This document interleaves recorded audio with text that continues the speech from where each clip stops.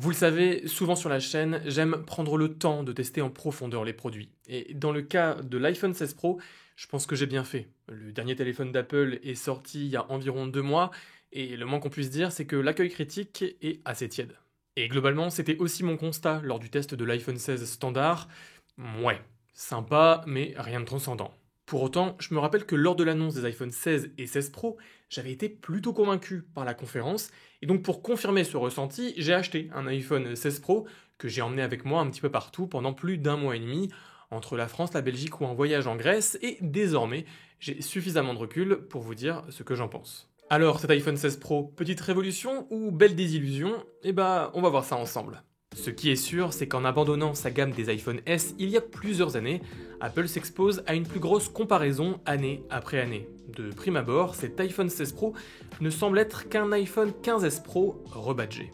Ce sentiment se consolide dès la prise en main. On a ici un appareil si familier. Le design, la fabrication, l'écran, la fluidité, le logiciel. Au premier coup d'œil, on est loin d'être dépaysé. Quand on va dans le détail, il n'y a en fait que deux nouveautés vraiment majeures sur cet iPhone 16 Pro. Tout d'abord, le Camera Control, un bouton placé sur la tranche droite du téléphone et qui sert avant tout au lancement de la caméra et à la prise de photos. Ce bouton, on a déjà pu le tester lors de ma vidéo sur l'iPhone 16 et pour faire simple, on est typiquement dans ce qu'on pourrait appeler une bonne idée mal exécutée. Bonne idée car avoir un bouton de capture dédié, ça existe depuis plus d'une décennie chez certains concurrents, comme chez Sony par exemple, un bouton simple à 2 niveaux de pression pour faire le focus, puis activer le déclencheur, simple, efficace. Apple étant Apple, ils n'ont pas voulu juste copier, mais pousser le concept plus loin. Ce bouton n'est donc pas juste un bouton de capture, mais ce bouton est la caméra. À travers ce bouton, on peut contrôler presque tout. Le zoom, l'exposition, la focale, les couleurs. On double-clique, on swipe, on valide, on ajuste. Donc un bouton capable de tout, mais au final, bon à rien. Il est trop décalé sur le châssis pour un usage naturel, il ne tombe pas sous le doigt en utilisation paysage, même constat en utilisation portrait. Pire, la pression nécessaire pour prendre la photo induit un tremblement de l'appareil qui a de grandes chances de causer une photo floue. Au global, même l'ergonomie de ce bouton est directement critiquable, parfois trop sensible, souvent pas assez, c'est incompréhensible de la part d'Apple et ça fait vraiment tâche. Après, je vais pas vous mentir, ce bouton capture, je l'utilise énormément, simplement pour lancer l'appareil photo.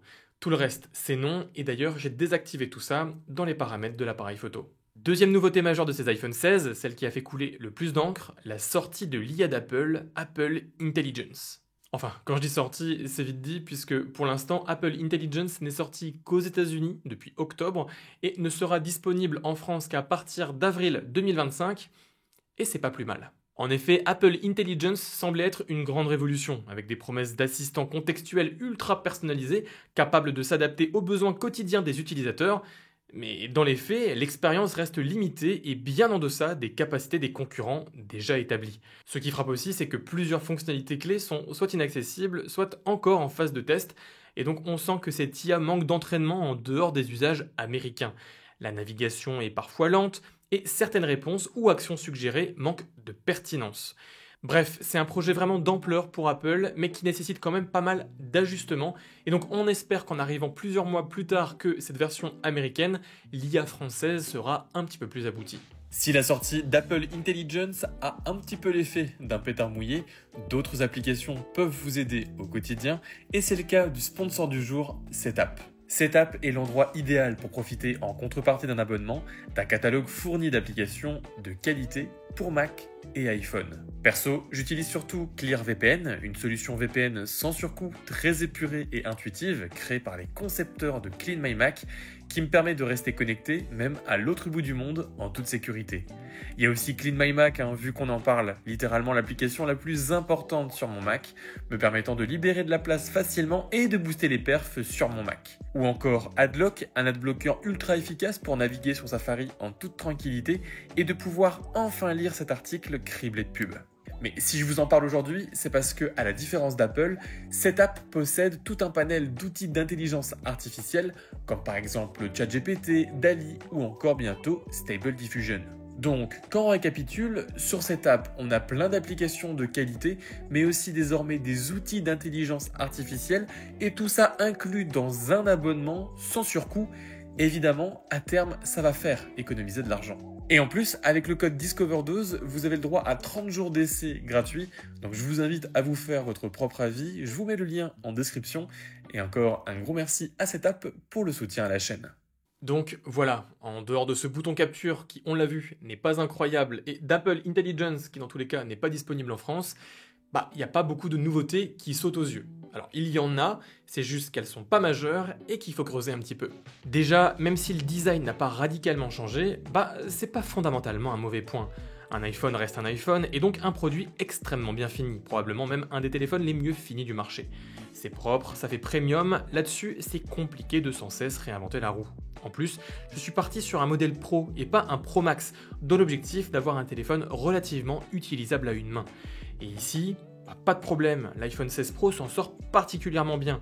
S'il est un poil plus lourd que ce que sa taille ne le laisse présager, il reste parfaitement utilisable à une main. Pourtant, en un an, son écran a bien grandi, passant de 6,1 pouces l'année dernière à 6,3 pouces cette année, une différence significative sur le papier, mais assez invisible en réalité. Si la taille de l'écran a augmenté, le châssis lui presque pas, et c'est surtout les bordures d'écran qui ont été réduites, et en dehors de ça, pas de changement majeur. Ici on a les mêmes couleurs et la même luminosité maximale. Par contre, nouveauté un petit peu plus majeure mais qui est passée sous les radars, la nouvelle puce A18 Pro.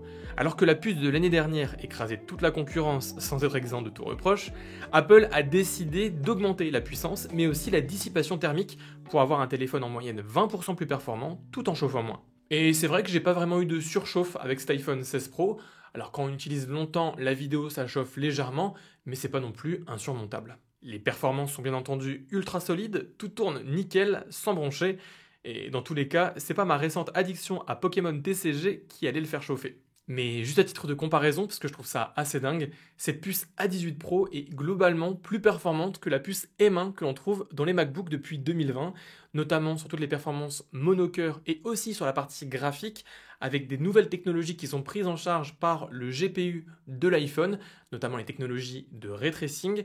Donc c'est assez fou parce que 2020, c'est pas vieux, c'était il y a 4 ans, et maintenant on a un téléphone aussi petit qu'un iPhone qui peut faire tourner ce genre de performance. Et conséquence directe de cette meilleure gestion des performances et de la chauffe, combinée à une augmentation assez sensible de la taille de la batterie sur les iPhone 16 Pro, Apple nous vend une augmentation de l'autonomie d'environ 10%. Ouais. En fait, je pense que l'iPhone 15 Pro a tellement refroidi pas mal de personnes en termes d'autonomie que là, oui, le 16 Pro fait mieux, mais je trouve toujours qu'en termes d'endurance en dehors du Wi-Fi, le réseau cellulaire pompe toujours pas mal. Alors en Wi-Fi, pas de problème, le téléphone tient bien, mais comme tous les téléphones de nos jours. En voyage, avec pas mal de photos et de vidéos, j'étais bien à 2 recharges par jour, une vers 14h et l'autre le soir. En fait, mon iPhone 15 faisait pareil, voire même un petit peu mieux. Et malheureusement, on ne pourra pas se rabattre vers une nouvelle recharge, car s'il y avait des rumeurs qui parlaient d'une recharge à 45 watts, non, c'est toujours comme avant, donc 1h40 pour recharger à fond son iPhone, c'est toujours trop. Heureusement, les 60 premiers pourcents sont gagnés en 30 minutes, donc ça c'est déjà bien. Et enfin, parlons photo et vidéo, probablement l'endroit où il y a le plus de nouveautés. Cette année, plus de différence entre le Pro et le Pro Max. Les deux ont un zoom x5. Apple a aussi mis un nouveau capteur ultra grand angle, mais on verra ça après. Bon, dans tous les cas, j'adore les photos prises avec l'iPhone, et je pense que depuis l'année dernière, c'est à mes yeux la marque qui prend les meilleurs clichés. Il n'y a pas forcément la plus haute technologie dedans, mais le package global en full automatique est suffisamment bon pour avoir envie de l'utiliser en permanence. Et ça, c'est surtout lié à la sortie des clichés du x1 en 24 mégapixels. Ça apporte un tel niveau de détail, une telle flexibilité, tout en ayant un super HDR que c'était vraiment le bon move de la part d'Apple. Les photos sont bonnes, juste en termes de couleurs, même si parfois un peu trop chaudes. La facilité de traitement des clichés est présente avec l'ajout en un clic du IF Max et du JPEG XL, donc on n'a pas besoin de beaucoup plus. Le problème est que si ce x1 est vraiment excellent, les deux autres capteurs sont toujours à la peine en comparaison. Oui, on a un nouveau capteur ultra grand angle de 48 mégapixels, c'est vrai. Malheureusement, Apple n'en profite pas pour ajouter là aussi une sortie en 24 mégapixels ou en 48 mégapixels justement. Non, c'est toujours du 12 mégapixels, donc l'intérêt est plus que limité. Dommage, d'autant plus que côte à côte avec l'année dernière, bonne chance pour voir une différence. Et le zoom x5 est correct, mais rien d'incroyable. Il fait pas le focus de près, il est capricieux en basse lumière et rend des photos exploitables qu'en pleine journée, sinon c'est décevant. C'est donc moins bon que le capteur x5 situé dans le S24 Ultra, et il va vraiment falloir qu'Apple se réveille. Pour la vidéo, là aussi je suis mitigé. Et vous allez me dire, quoi, mais Apple, ils sont ultra réputés en vidéo. Alors oui, mais non. Et je m'explique. La qualité brute, elle est au rendez-vous, là il n'y a pas de souci. Tout est très bien, en plein jour c'est propre, l'interface est simple, c'est fluide, pas de saccade, la stabilisation est correcte, et pour les plus hardcore, le log ProRes, bien que complètement overkill, est disponible. Mais j'ai pris plus de 300 vidéos lors de mon voyage en Grèce, en 4K 60 fps, full automatique, et j'ai repéré pas mal de petits problèmes. Déjà, il y a du bruit dans pas mal de conditions. De nuit, oui, mais aussi parfois juste à l'ombre. Apple ne met que très peu d'algorithmes, peu de traitements, et du coup, sur un écran 4K, ça saute aux yeux, beaucoup plus que chez Samsung, qui a un rendu un petit peu plus homogène. Et ça, c'est probablement lié au fait que Apple augmente un petit peu trop les ISO. Ensuite, bien sûr, le zoom. Le x2 numérique est décevant, rapidement le bris numérique monte, et le x5 a une stabilisation un peu à la ramasse. Sans compter l'absence de focus de près sur le x1 et le x5, bref, ça devient compliqué de faire des plans très rapprochés sans utiliser l'ultra grand angle, qui n'est pas incroyable, je le rappelle, et le x2 numérique passable au mieux. Donc au final, cette année, comme l'année dernière, je suis un petit peu mitigé sur les capacités photo et vidéo du modèle Pro, et je sens même qu'au niveau photo et vidéo, le modèle standard est probablement moins frustrant, parce que là, sur le modèle Pro, on nous offre des outils, mais qu'on ne peut pas vraiment exploiter. Le vrai problème en fait avec les iPhone Pro, c'est que petit à petit, ils viennent répondre aux besoins des deux extrêmes du spectre, mais plus vraiment au milieu. Donc si vous êtes quelqu'un qui veut juste prendre des photos rapides et des vidéos rapides, pas de problème, ça fait l'affaire et plus que bien. Et de l'autre côté, si vous êtes un professionnel et que vous avez vraiment envie de mettre les mains dans le cambouis avec du ProRes, avec des fichiers extrêmement lourds, de la retouche colorimétrique derrière, etc., là aussi, ça fait l'affaire. Mais au milieu, quand on veut y toucher légèrement, qu'on veut une belle polyvalence, etc., là, ça devient un petit peu décevant. Et c'est pour ça que dans le monde des créatifs, des influenceurs, même sur YouTube, on a pas mal de personnes qui commencent un petit peu à gueuler contre Apple parce que le traitement est plus vraiment ce qu'il était et que globalement, la concurrence rattrape pas mal. Et moi, j'ai vu beaucoup de YouTubeurs et d'influenceurs commencer à passer chez Samsung.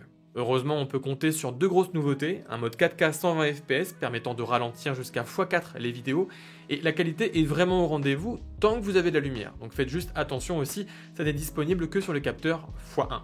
Dernière nouveauté et probablement la plus importante au niveau des caméras, mais ici à bord des iPhone 16 Pro on retrouve 4 micros. 4 micros qu'Apple appelle de qualité studio, mais ça permet surtout à ces nouveaux iPhones de pouvoir faire un focus audio. Ça se fait en 2 secondes dans l'application, ça marche super bien. Le rendu est un poil numérique, mais c'est quand même très très bon et c'est vraiment un outil que je me vois utiliser au quotidien désormais. Seul problème, c'est que je ne comprends pas pourquoi Apple n'a pas profité de ces nouveaux micros pour mettre à jour son application Dictaphone. Ici, on a toujours l'ancienne application Dictaphone, qui est pas mauvaise, mais qui manque quand même pas mal d'options. Et donc, c'est dommage, parce que l'application Dictaphone aurait aussi gagné à pouvoir exploiter à 100% ces nouveaux micros. Et pour terminer, sur une petite note négative, surprise du chef, j'ai remarqué à plusieurs reprises que la caméra de l'iPhone bug complètement en présence d'une source lumineuse trop forte. Là, par exemple, avec le soleil ou même le reflet sur la mer, l'application crache à de multiples reprises, un problème présent depuis plusieurs années si j'en crois Reddit. Bref, l'iPhone 16 Pro, excellent ou décevant? Et pourquoi pas un peu les deux? C'est un excellent téléphone, là-dessus, il n'y a pas de doute, mais il est aussi ultra frustrant. Quand on met un tel prix dans un téléphone, c'est frustrant de voir Apple qui se retient d'y mettre des nouveautés, qui se retient de corriger certains points pour avoir des nouveautés pour l'année prochaine, voire même pour les autres iPhones. À 1300 €, c'est pas normal. Par exemple, je trouve que Samsung égale désormais Apple dans pas mal de points, l'a même dépassé dans d'autres, même si je trouve aussi que le coréen se repose un petit peu trop. Et c'est un petit peu le problème du manque de concurrence progressive qui est intervenu sur le marché, puisque désormais on n'a plus que deux gros acteurs majeurs, Apple et Samsung. Et il est temps qu'un troisième acteur massif revienne sur le marché, parce que là, on s'ennuie un peu.